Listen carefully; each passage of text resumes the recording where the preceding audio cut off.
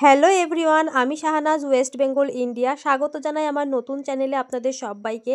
এই প্রথমবারের মতো সরষে ক্ষেতের ব্লগ ভিডিও আমি আপনাদের মাঝে শেয়ার করতে পারছি। কী যে মজা লাগছে, কী যে ভালো লাগছে, কিভাবে বোঝাই জানি না কেমন হয়েছে, তবে মনে একরাশ বিশ্বাস, ভালোবাসার অনেকখানি সাহস নিয়ে পাড়ি দিয়েছি নতুন এক জগতে, ভিডিও জগতে। তো সবার প্রথমে যেটা বলবো, আপনাদের ভালোবাসা ছাড়া কিচ্ছু সম্ভব না, তাই সর্বদা আপনাদের ভালোবাসা কামনা করি।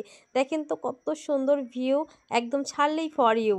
আমি সর্ষে ফুলের স্মেল নিচ্ছিলাম, কী যে ভালো লাগছিল, কী যে মজা লাগছিল। তারপরে আবার ভাবলাম যে কয়েকটা ফুল তুলে একটু খোপায় দেওয়া যাক, তাহলে আরও বেশি গর্জিয়াস লাগবে। তো যেই কথা সেই কাজ, দেখেন ফুল তুলেই কিন্তু আমি কানের খোপায় গুজে দিচ্ছিলাম। বন্ধুরা, কেমন লাগছে আমাকে অবশ্যই জানিও, আর তোমরা সবাই কেমন আছো সেটাও জানিও। তোমাদের সবাইকে অনেক অনেক ভালোবাসা, আর আমি তোমাদের ভালোবাসায় অনেক ভালো আছি। যেহেতু বাড়ির পাশে এত বড় একটা মাঠ রয়েছে, সেহেতু সর্ষে ক্ষেতের ভিউ নেওয়ার জন্য বাইরে কোথাও যাওয়া লাগে না। তবে এখানে এসে যেটা দেখলাম, এই এত বড় মাঠে একটাই মাত্র সর্ষের ক্ষেত। কি বিশ্বাস হচ্ছে না? চলেন আপনাদেরকে পুরো মাঠটা ঘুরিয়ে দেখাই প্রথম থেকে, তাহলে অবশ্যই বিশ্বাস হবে। এই যে দেখেন, কলার বাগান, জব, ভুট্টা, সব কিছুই লাগানো আছে, কিন্তু এখানে কোথাও সর্ষের ক্ষেত নেই। এই একটা মাত্রই সর্ষের ক্ষেত। ভাবা যায় সর্ষের কি ডিমান্ড রে ভাই!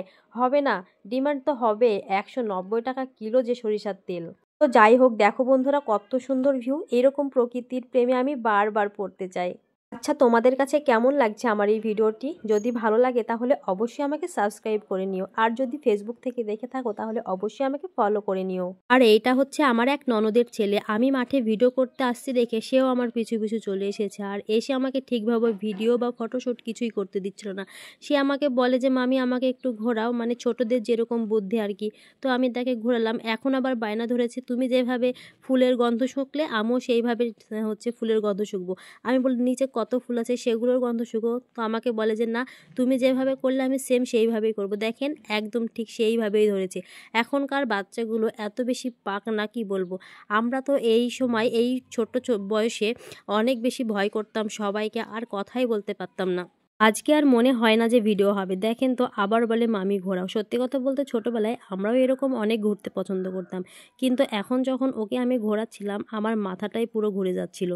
চারিদিকটা কেমন জানি অন্ধকার হয়ে যাচ্ছিল, এই জন্য একটা জায়গা দেখে বসে পড়লাম। একটু স্বাভাবিক হতেই আমি তাকে বলছিলাম যে হ্যালো গাইজ বলার জন্য, কিন্তু সে সেটা না করে তুড়ি বাজাচ্ছিল। দেখেন আমিও বাজাচ্ছিলাম, কিন্তু ও যে এই বয়সে তুড়ি বাজানো শিখে গিয়েছে, বাহ, বিষয়টা বেশ ভালোই লাগলো। আসলে সব কিছু শিখে রাখা অনেক ভালো। ছোট ছোট বাচ্চাদের কাণ্ড কারখানা দেখতে বেশ ভালোই লাগে। যতটা সময় ছিলাম ওর সাথে হাসি মশকরা এভাবেই কিন্তু কেটে গেল। ভেবেছিলাম বেশ কিছু রিলস ভিডিও বানিয়ে নেব, আর কিছু ফটোও তুলে নেব, কিন্তু আসলে আমরা যেটা ভাবি তার অর্ধেকটাও হয় না। তবে সময় সুযোগ বুঝে অল্প কিছু ফটো পোস্ট করে নিয়েছিলাম। চলেই যখন যাওয়ার আগে আরও একবার সর্ষে ফুলের ভিউটা নিয়ে নিচ্ছিলাম, আর সাথে স্মেলটাও কি যে দারুণ স্মেল ছিল। আর হ্যাঁ, এখানে কত যে মৌমাছি ফুলের উপরে বসে সুবাস নিচ্ছিল বলার বাইরে।